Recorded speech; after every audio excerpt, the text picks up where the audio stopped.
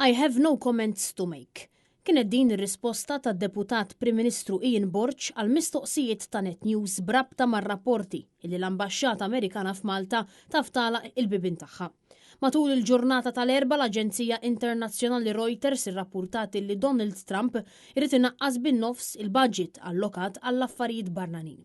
Fejn kien indikat li Trump irid jala 10 ambaxxati minn madwar id-dinja, waħda minn dawn l-10 tkun propju dik f'Malta.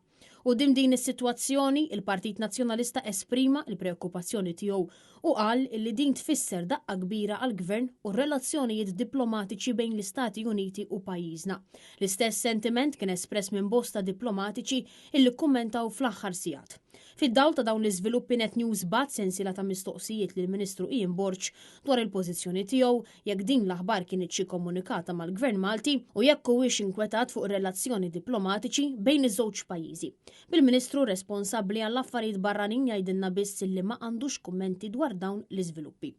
Fl-aħħar jiem kien tħabbar li l-Ambaxxatriċi Kostanz Milstein waslet fit-tmiem it-terminu tagħha f'Malta u kien propju id-deputat tagħha Ken Toko li assuma l-pożizzjoni tagħha sakemm suppost jinħatar ħaddieħor.